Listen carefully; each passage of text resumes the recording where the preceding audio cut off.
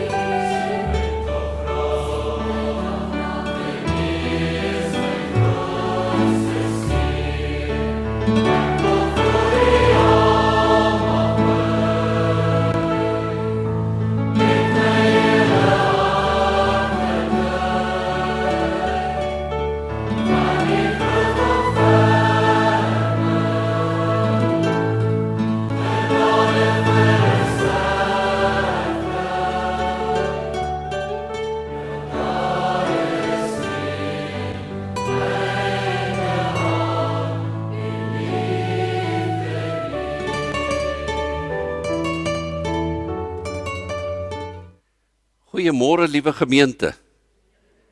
Ek voel vanmôre so bietjie soos 'n vlakkaas. As die lig so op my skyn, dan kan ek julle amper nie mooi sien nie. Maar ek weet julle is daar.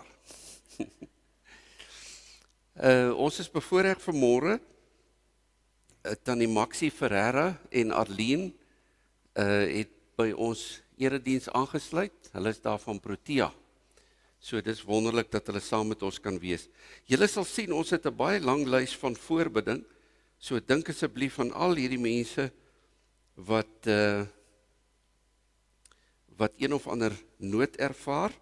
Ek wil tog vra dat julle mooi in julle gebede sal dink aan Tannie Pat Martens, daar van Lavie wat geval het.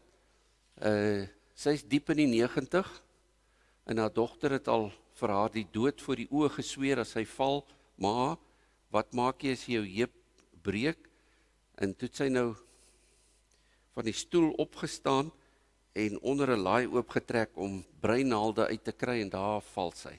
En sy het nou haar bekkenbeen het sy op 2 plekke gekraak. So sy lê daar in Kloof Hospitaal en julle sal nou dink al die dinge wat nou voor lê. Wat sy nou aan dink, al die goed wat dalk vir haar 'n uitdaging gaan wees. Kom ons gee 'n oomblik van stil gebed voordat die erediens begin.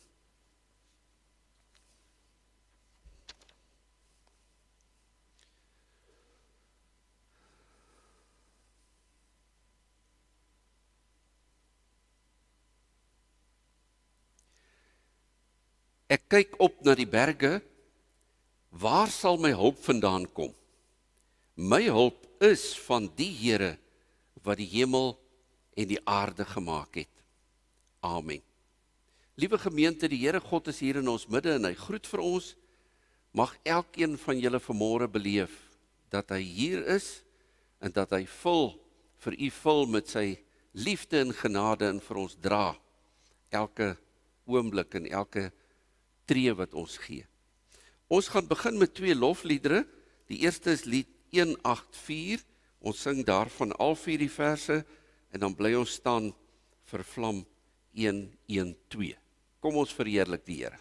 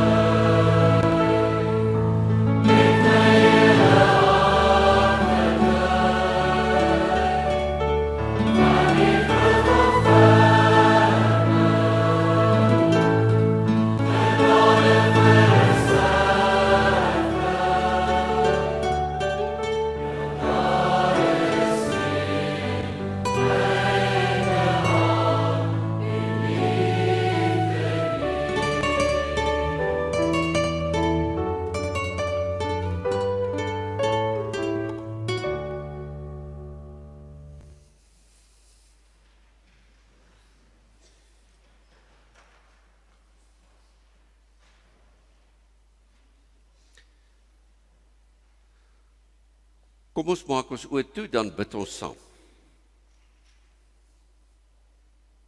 Here, U soek my op in U genade.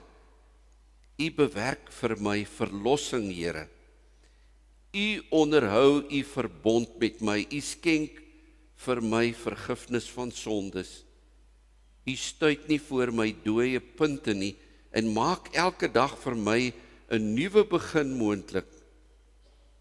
Wil U my help om U te dien in opregtheid? Wil U elke dag soos die môre son opgaan in my lewe en dit deurstraal? Ons bid, Here, dat U die donkerte sal verdryf en ons hou vas aan die wete dat die lig sterker is as die duisternis en ons vind vreugde in die opstanding van Jesus, die lig wat gestraal het om die duisternis van die dood te oorwin. Ek wil graag vra, Here, dat U oor my sal ontferm. Raak my aan met die belofte van U Seun, my verlosser. Verwek U liefde in my, sodat ek gestalte gee aan U wil. Maak my lewe 'n voorteken van Jesus se wederkoms. Wil U my aansien in my geringheid, Heer, en hierdie groot dinge in my lewe doen. Alles bid ek in die naam van Jesus Christus ons Here. Amen. Ek gaan vanmôre as die wetsgedeelte net stil staan by Hebreërs hoofstuk 6. Laat ons dan nie stil staan by die eerste dinge wat aangaande Christus verkondig word nie, maar verder gaan, om die volle inhoud van die boodskap. Ons wil nie opnuut die fondament lê deur te praat oor die bekering uit 'n leefwyse wat tot die dood lei nie, of oor geloof in God, die leer van die doop en die handoplegging, die opstanding van die dooies en die ewige oordeel nie. Ons sal dus verder gaan as God dit toelaat.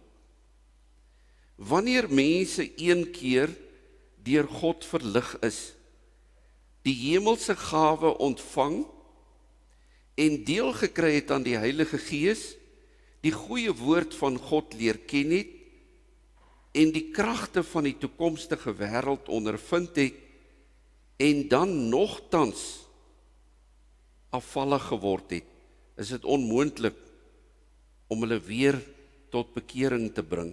In hulle self kruisig hulle immers weer die Seun van God en maak hulle hom in die openbaar tot 'n bespotting. Ek lees net eers tot sover. Kom ons sing saam lied 239. Ons gaan daar al 4 die verse sing.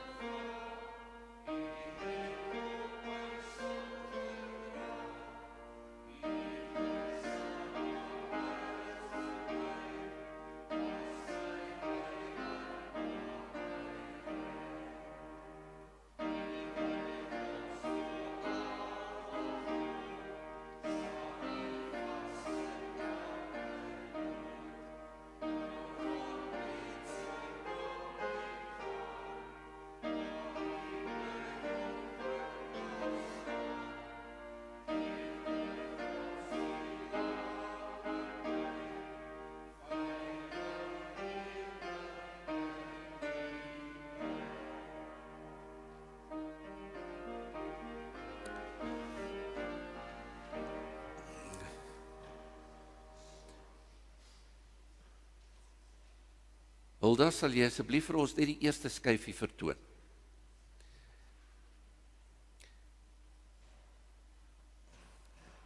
Jason en Christo, julle kan saam uitgaan, oom Cassie gaan saam met julle wees, hoor.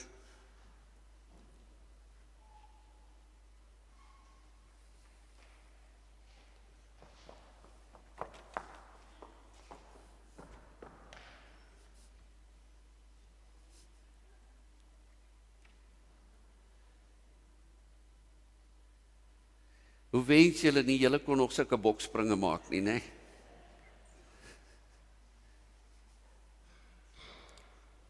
Wat gebeur in die gemeente van die Hebreërs? Die brief is later geskryf. So, ons het nou amper met tweede geslag Christene te maak. En hierdie Christene is besig om te gly. Want hulle moet 'n vraag antwoord. Is dit die moeite werd om vir Jesus Christus te glo en aan hom vas te hou as die Romeine ons begin vervolg? En kyk wat skryf die Hebreërs skrywer. Ons moet versigtig wees om die geloof te verloor. Want as jy eers jou geloof verloor het, gaan jy bitter moeilik die geloof weer terugkry. Trouwens, Jesus is een keer gekruisig. As jy in hom glo, glo jy in daardie kruisiging? Maar as jy jou geloof verloor, is dit as ware asof jy hom weer 'n tweede keer kruisig.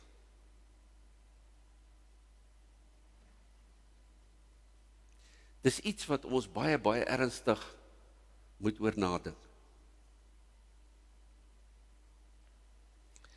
Ek lees verder van vers 7. Dit is mos soos grond wat die reën indrink, wat dikwels daarop val, as dit bruikbare gewasse voortbring. Vir die wat dit bewerk, word dit deur God geseën. Maar as dit doringstruike en dussels oplewer, is dit waardeloos en is die tyd naby dat God dit vervloek. Die uiteinde daarvan is die vuur.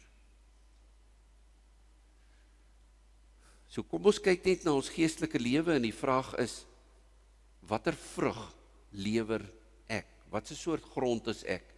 Kry ek reën, maar ek bring dussels en doringstruike na vore? Dan moet ek vanmôre baie ernstig dink om weer tot bekering te kom. Kyk ek na my lewe en sien ek goeie dade, dan is dit eintlik 'n teken daarvan dat jy wel tot bekering gekom het, want die bekering loop uit op goeie dade. Sal jy asseblief voortgaan daar, Hilda? Daarom, hy wil eintlik hierdie mense oortuig, julle is gered. En hoe het ons dit gesien? Ons sal nooit julle werk vergeet nie. Ook nie die liefde waarmee julle die medegelowiges gedien het nie. Maar nou is dit my wens, dat julle eind uit met dieselfde ywer sal voortgaan, soos wat julle dit vroeër aan die dag gelê het, en dat julle nie traag sal word nie, maar dat julle die voorbeelde sal volg van die wat met geloof en vertroue, is amper dieselfde woord, geduldig volhard. En nou gaan hy uitwerk, wat is hierdie werk in die liefde wat hy raak gesien het? En ek lees graag vir julle wat in hoofstuk 10 staan. Dink terug aan vroeër dae, toe God julle na die lig gebring het, hoe julle in die stryd staande gebly het, toe julle baie moes ly.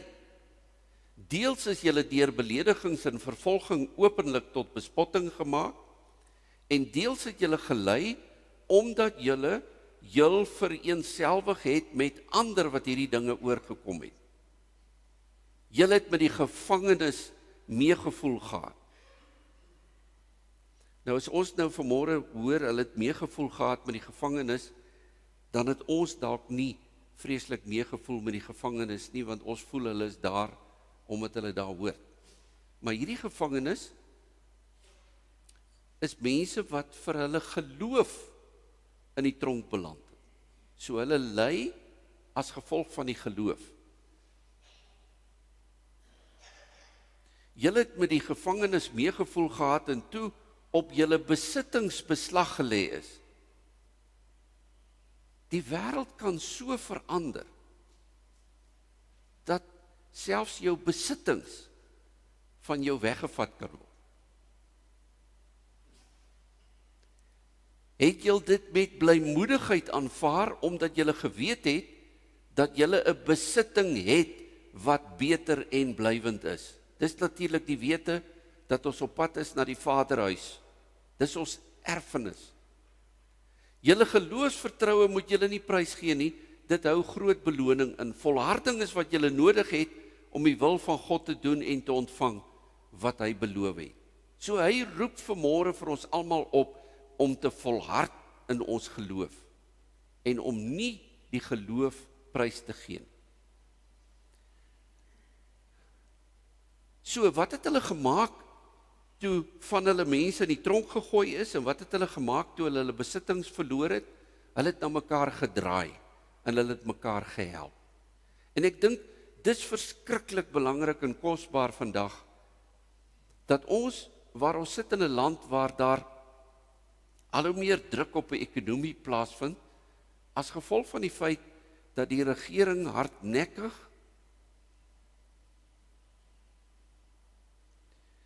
een nasionale revolusie eintlik bedryf. Dit wil sê, ons wil stuur in 'n rigting van kommunisme, sosialisme, en ons weet, dit gaan almal in die land verder verarm. En daarom moet julle op julle knieë bly in hierdie tyd, en bid en vra, dat die Here in mense, politieke leiers, 'n verandering sal meebring, dat hulle sal besef, hierdie tipe van ideologie gaan nie werk nie. En die een bousteen van 'n vrye markstelsel is private besit. So as hierdie boublok val, dan moet ons weet, dan kom daar groot moeilikheid. Maar wat is dit wat vanmôre vir ons hoop gee? Dis nie ons besittings. Dis die erfenis wat ons gekry het in Jesus Christus. En daarom draai ons na mekaar en ons help mekaar so ver as wat ons kan.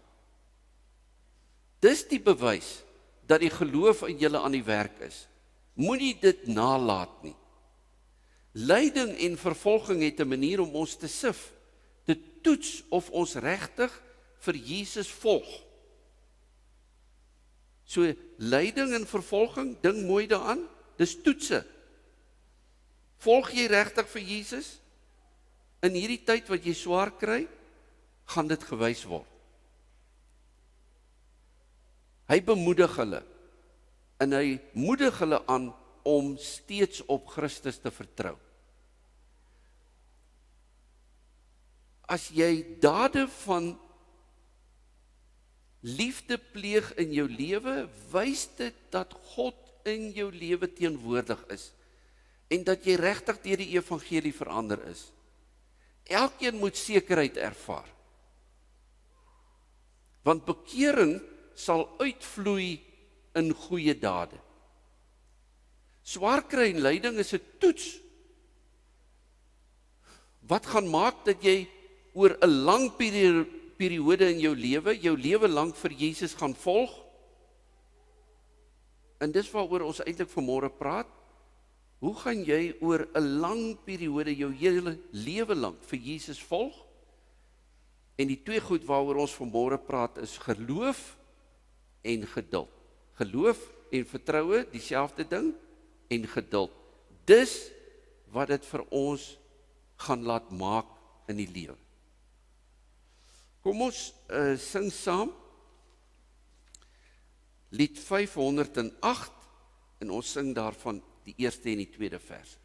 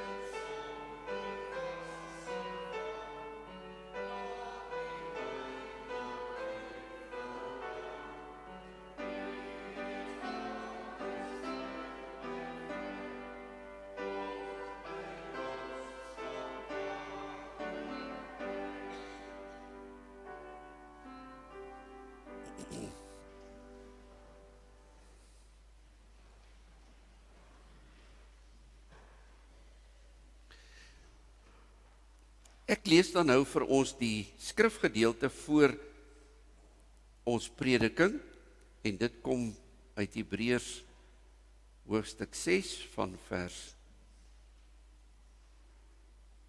9.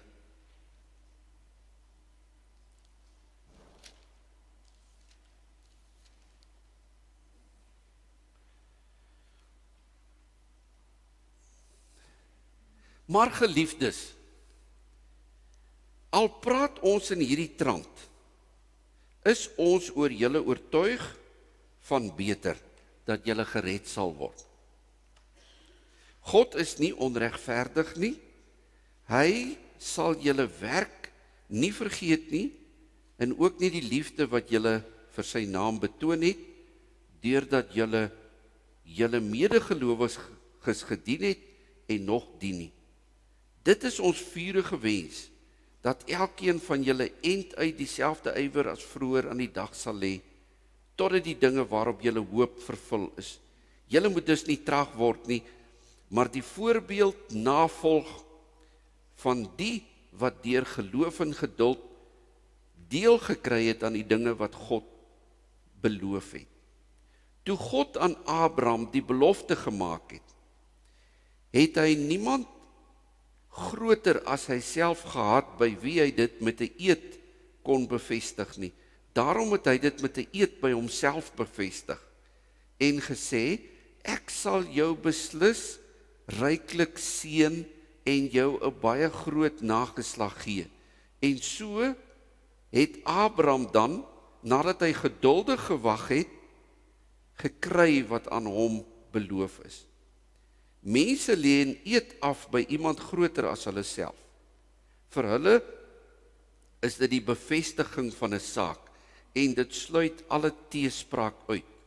En omdat God aan die erfgename van die belofte bo alle twyfel wou verseker, dat sy besluit onveranderlik is, het hy dit met 'n eed gewaarborg. Die twee onveranderlike dinge, die belofte en die eed, waarborg dat God sy woord gestand sal doen.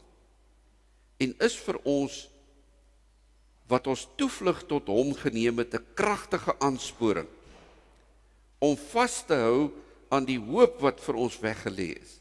Hierdie hoop besit ons as 'n veilige en onbeweeglike lewensanker, wat agter die voorhangsel vas is. Daar het Jesus ons voorloper ter wille van ons ingegaan en hy is vir ewig hoëpriester volgens die orde van Melchisedek. Ons lees tot sover uit die woord van die Here. Is 'n waarborg belangrik? Wie van julle het al 'n item gekry en dan wil die item na 3 maande nie werk nie en dan begin jy soek. Waar is daai kwitansie waar ek die ding gekoop het? Want as jy die kwitansie het, dan gaan hulle sê nee goed, hy is nog onder waarborg en jy kan hom teruggee. 'n Waarborg is vir ons verskriklik belangrik. Vanmôre wil die Here vir ons sê, maar hy het nie net vir ons 'n waarborg deur middel van sy beloftes aan ons gemaak nie, maar hy het nog verder gegaan en hy het met 'n eed gesweer. So hy het 2 goed gedoen. Dat hy sy woord sal hou. So, as ons vanmôre uit die kerk uitstap vanmôre, moet ons een ding weet, die Here het vir jou sy woord gegee, en hy sal sy belofte aan jou nakom. So, hier kom ons nou en ons begin met Abraham. Hierdie is baie belangrik. Jou verbintenis aan Jesus kan net so sterk en diep wees as die vertroue wat jy in hom stel.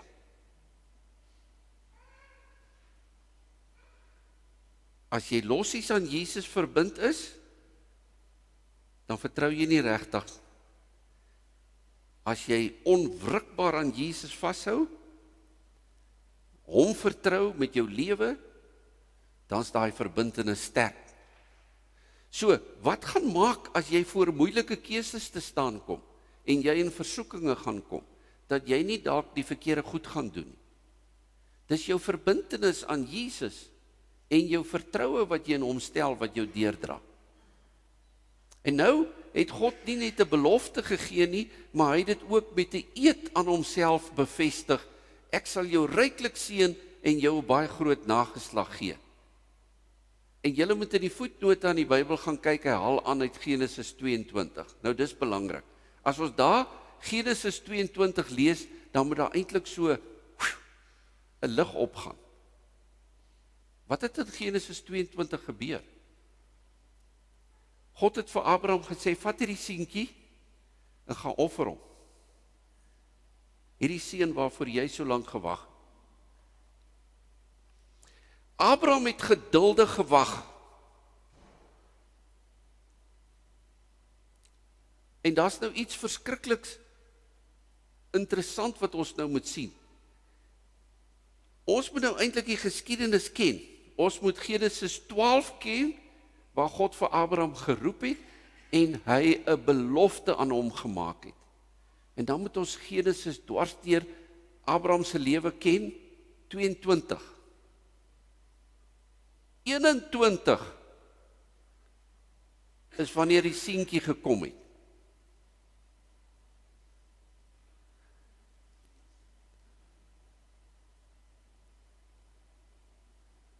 Voor Abraham is daar 'n baie hartseer verhaal wat vir ons vertel word. En dit is hoe mense besluit het hulle gaan vir God los. Hulle gaan hom nie vertrou nie, hulle wil ook nie leef soos wat hy sê ons moet leef nie. En nou is die vraag, hoe gaan God reageer? Dis die hele verhaal van Noag en die vloed en Babel en die toring wat hulle gebou het. Hoe gaan God daarop reageer? En God reageer verrassend.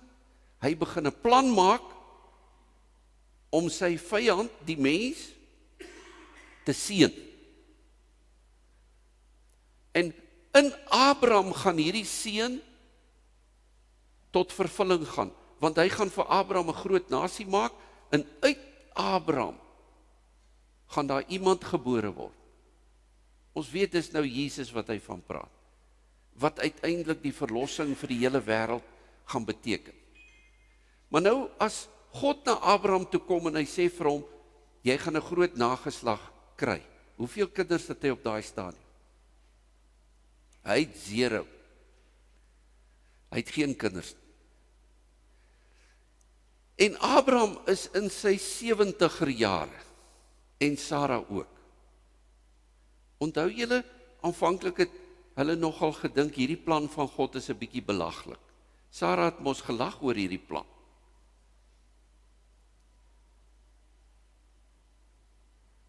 Hy moes vertrou met geduld, want dit is 25 jaar nadat God vir hom gesê het, jy gaan 'n groot nageslag kry, wat Isak uiteindelik gebore is. So, toe's hy al in die 90er jare oud. Hoe begin die verhaal van God met die mens, waar hy weer 'n pad begin loop? Jy moet vashou in 'n God, wat uit 'n onmoontlike situasie nuwe lewe kan bring.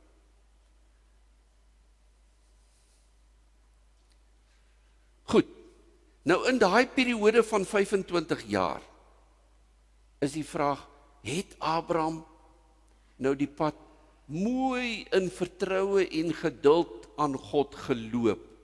Nee. Daartussenin is daar sulke draaie. En in daai draaie moet ons nou vir mekaar sê, wat maak jy as jy begin twyfel? As jy begin twyfel, begin jy draaie loop en jy doen verkeerde goed. Abraham en Sara het op 'n stadium 'n plan gemaak. Daar's Hagar. Is dit nie dalk die manier hoe jy 'n nageslag gaan kry nie? Vat die bediende. En wat het dit veroorsaak? Dit het geweldige huweliksspanning na vore gebring. Dit het soveel konflik in daai huis veroorsaak, dat hulle uit mekaar uitgespat is. Hagar die woestyn ingejaag is. Watter draaie maak jy as jy begin twyfel aan God? Wel, drank is 'n moontlikheid, want drank gaan vir jou kom sê, weet jy, ek kan die lewe vir jou hanteerbaar maak. Drank gaan nie vir jou sê, ek gaan jou lewe vernietig. Jy kan dalk begin dink, nee, maar miskien moet ek met 'n ander persoon 'n pad begin stap. My vrou los. Ons het allerlei maniere wat ons as mense begin uithaal, die oomblik wat ons begin twyfel. En as daardie kind gebore is na 25 jaar, dan kom God en hy toets vir Abraham. Vat nou hierdie kind en gaan offer hom. En weet julle wat is die mooi? Abraham gehoorsaam. Hierdie keer gaan hy nie in God twyfel. God bring toetse oor ons lewens. Is alles wat met ons in die lewe gebeur, 'n toets? Nie noodwendig nie. Maar hy wil toets om te kyk, waar is jy? Glo jy? Vertrou jy?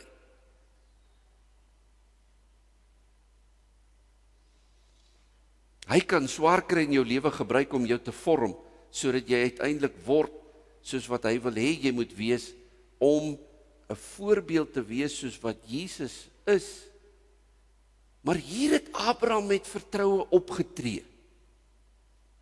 En soos wat hy aanstap na daai berg wat hy sy seun, wat hy gekry het, moet gaan offer, sê hy vir homself, ek kan hierdie God vertrou. Hy het hierdie kind vir my gegee, selfs as hierdie kind moet sterf, weet ek God sal 'n plan maak. Abraham het amper soos in die Nuwe Testament alreeds oor die opstanding begin glo. Want hy het so vas geglo dat hy gedink het dat God uit die dood uit sy seun weer vir ons sal teruggee.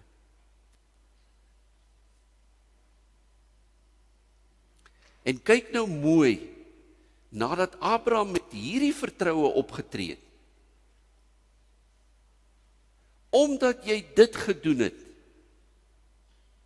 omdat jy nie jou enigste seun teruggehou het nie, sal ek jou seën, en jou nageslag soos die sand aan die see maak.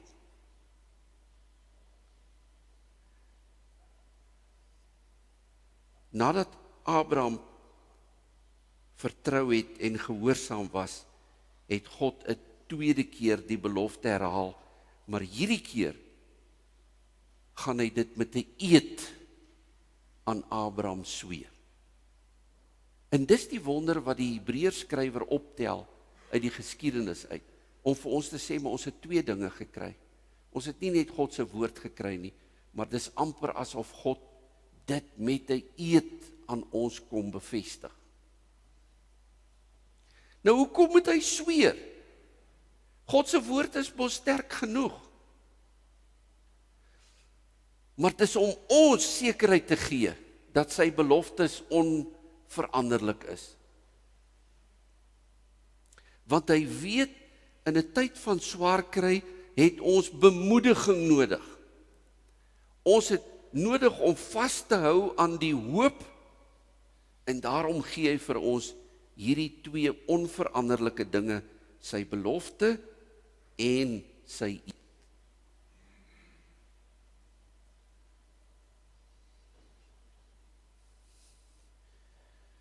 Nou ons weet, Jesus is uiteindelik die vervulling van daardie belofte, dat die nasies geseën is uit die geslag van Abraham, want hy word gebore. En hy is die mens, soos wat geen mens kan wees nie. Hy is volmaak. Jesus gaan in homself al die gemors en die pyn en die swaar kry en die vervolging en die lyding en alles wat skeefloop, gaan hy in homself neem. En hy vat dit na die graf. Hy vat sondes weg en hy wys hoe God lief is vir gebrokenis.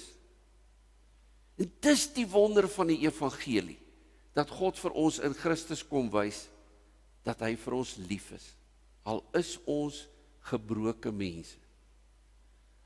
As God sy beloftes daar gehou het, dan sal hy dit ook nou aan u en aan my nakom. Hy sal dit aan jou hou.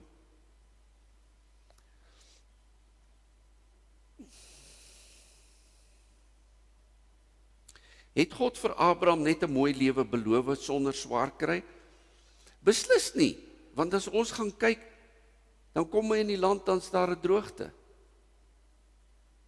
Dan moet hulle uit die land uit Egipte toe, weer terug. Later sou Isak dieselfde beleef. As God vir hom beloof, jy gaan 'n groot nageslag hê, wat gebeur? Sy vrou kan nie kinders kry nie. Hierdie beloftes word as ware elke keer in vertwyfeling gebring. Maar as jy in jou geloof aan Christus vashou, vlug jy dus 'n skuiling binne. Vlug jy van sonde en gebrokenheid, en hy is die een wat jou hoop word, want by hom gaan jy veilig wees. En ons weet, dit is met die opstanding van Jesus Christus, wat Christus vir ons die volle versoening bewerk. Nou, ek wil eintlik uitkom by hierdie punt in die preek, waar die woord so pragtig sê, as 'n sekere en 'n veilige anker van die siel. Die Here wil vanmôre vir ons sê, hy gee vir ons siele, ons geestelike lewens, 'n anker. En daai anker is veilig, dis Jesus. Hy is ons lewensanker. En waar het Jesus ingegaan? Hy het agter die voorhangsel ingegaan. Hy het die pad vir ons oopgemaak, hy is ons voorloper, hy is die hoëpriester volgens die orde van Melchisedek, waaroor ek nie nou iets gaan sê nie. Maar Jesus word ons groot mediator, ons tussenganger, tussen gebroke mense en ons hemelse Vader. Die Vader wat vir ons geregtigheid en genade wil gee. Onthou julle, ons het gesê, jou verbintenis aan Jesus is so diep as wat jou vertroue in hom is. Dit gaan nie hou as jy nie leer om geduld te beoefen, met God en sy beloftes en dit wat hy in jou lewe vir jou wil uitwerk nie. So God wil vandag vir ons sekerheid gee in 'n onsekere tyd. Hy het 'n anker vir jou siel, en dit is Jesus. 'n Anker in die Griekse taal is net maar interessant ook anker. En soms as hulle nie, soos ons metaalankers gehad het nie, het hulle klomp klippe aan mekaar vasgebind en dit oorgegooi as 'n anker wat die bootjie geanker het.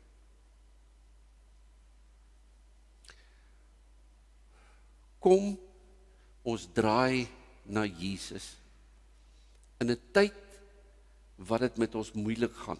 Ek wil vir die gemeente sê,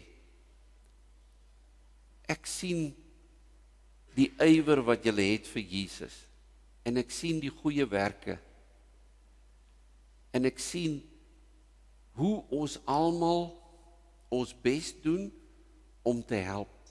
Al hierdie vrugte is bewyse daarvan dat ons gelowige mense is en dat ons gered is. Ek sien ander mense wat swaar kry. Nie almal in ons gemeente het werk nie. Nie almal in ons gemeente het genoeg voorsiening vir pensioene gemaak om te kan oorleef nie. Ek sien ook dat die gemeente se hand altyd oop is as ons 'n oproep doen, bring kos, dan bring julle kos. Dis alles tekens van die geloof en die feit dat ons aan Jesus Christus alleen vashou.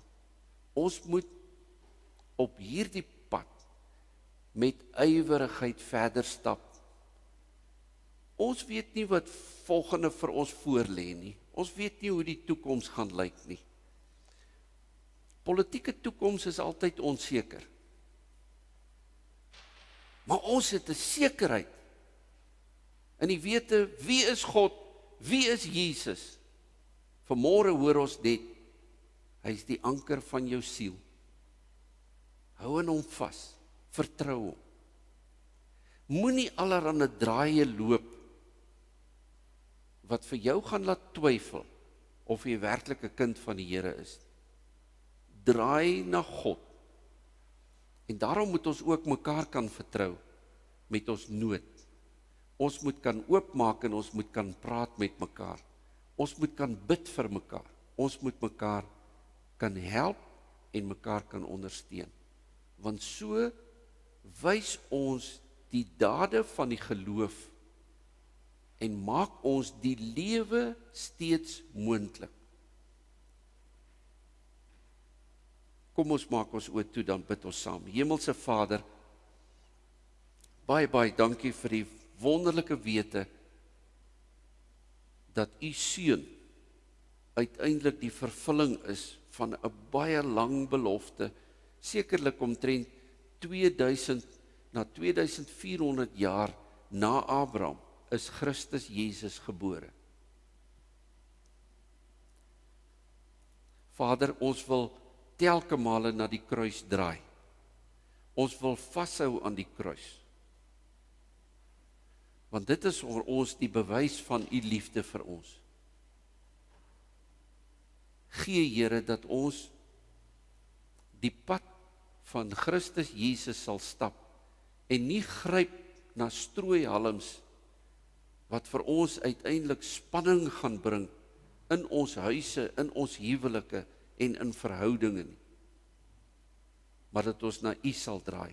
U wat die bron van ons hoop is. Dankie dat u ons siele anker in Jesus se naam. Amen. U kry nou geleentheid om die Here te dien met die dankoffer.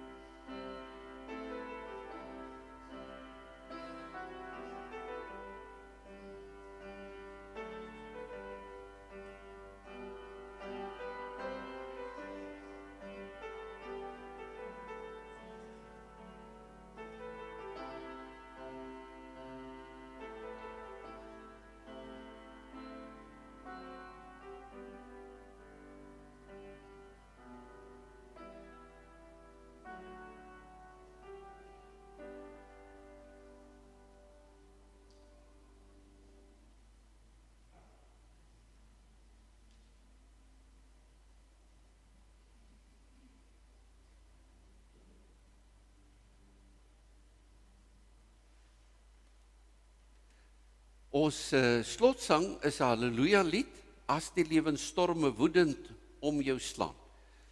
Ons gaan daarvan al 4 die verse saam sing.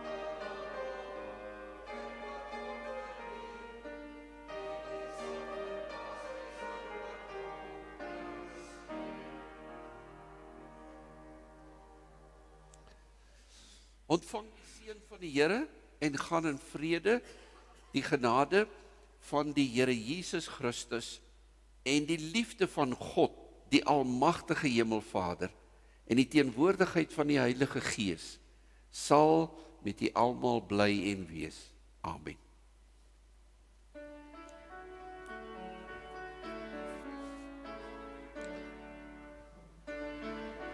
Van die Here Jesus bly met